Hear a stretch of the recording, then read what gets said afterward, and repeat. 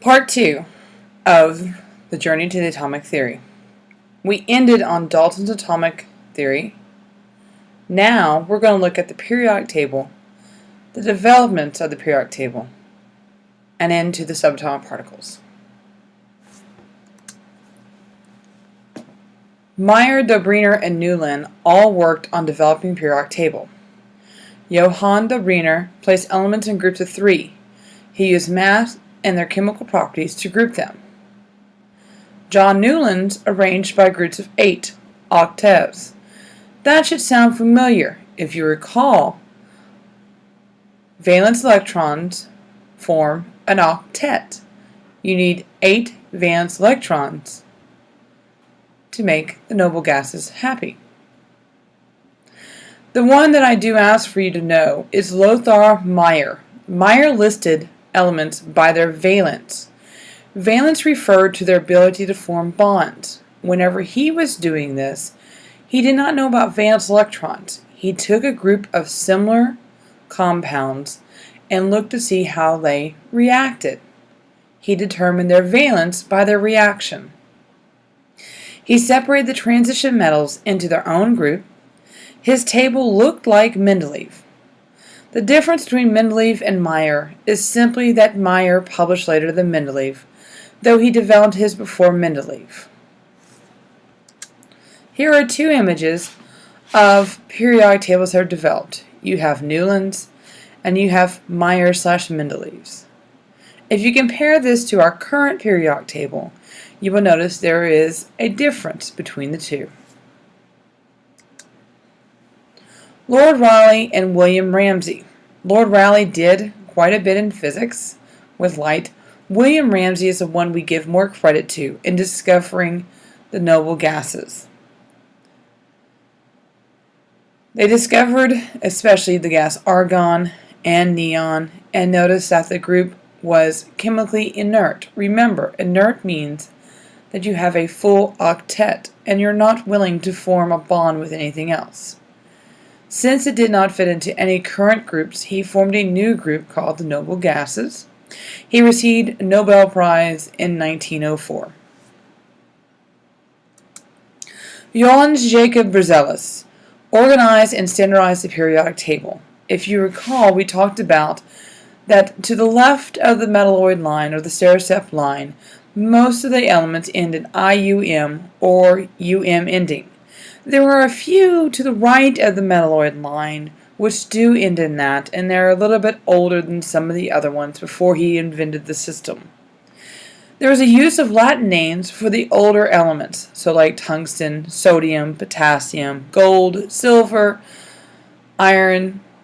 Many of these are old and have been known to us for a long time. The symbols, you capitalize the first letter. If you have 2 elements that have a similar letter, then a second letter is needed for one of the 2. You choose the most predominant letter beyond the front letter. So we talked about magnesium and manganese. Magnesium is Mg because the G is the most prominent, and manganese, it is the N. The N is the most prominent in the name. So it's Mn for manganese. Kirchhoff and Bunsen both worked together.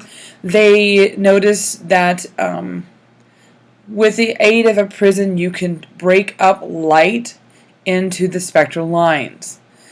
Bunsen invented the Bunsen burner specifically for this experiment because he needed a nice steady light in order to burn metal salts in order to inspect their spectral lines.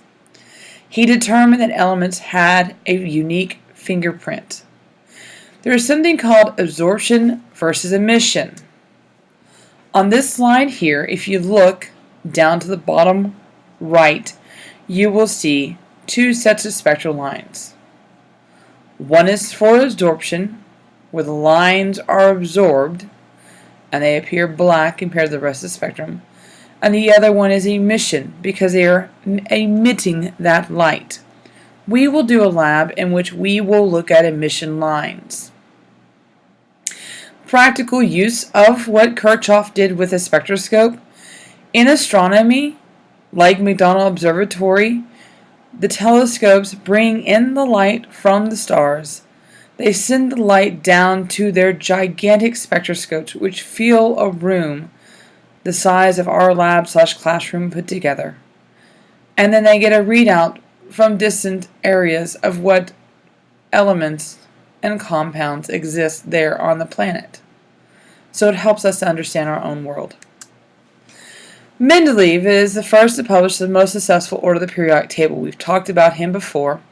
He did do it by increasing atomic mass, and as we saw in our activity, there is a slight problem with atomic mass. It doesn't always work, but it works pretty well. He did arrange elements with similar characteristics, and he also did predict new elements and their properties. J.J. Thomson. J.J. Thomson, we note that he found the electron. The electron's name comes from the Greek word electron, which stemmed from them doing experiments with amber. If you rub amber with a rabbit's fur, you'll get a little bit of a spark, and that's where the electron came from. Also notice it looks kind of like electricity.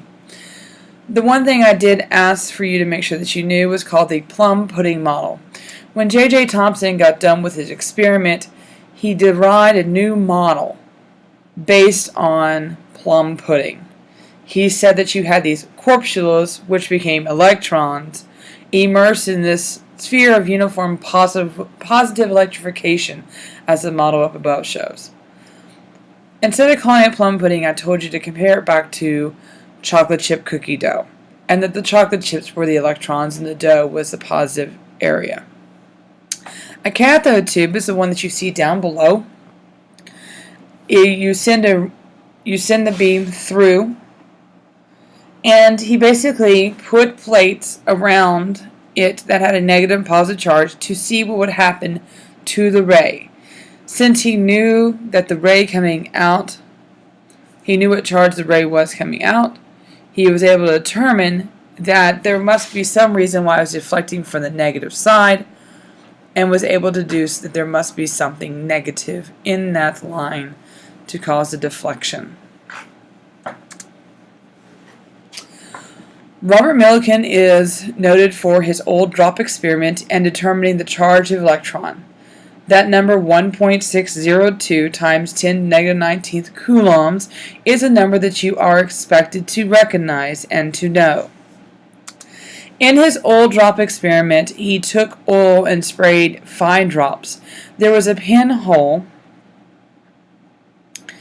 in which the drops would slip through. He placed a charge on the drops as they went through by using an X-ray. As they came through, they would hit another plate.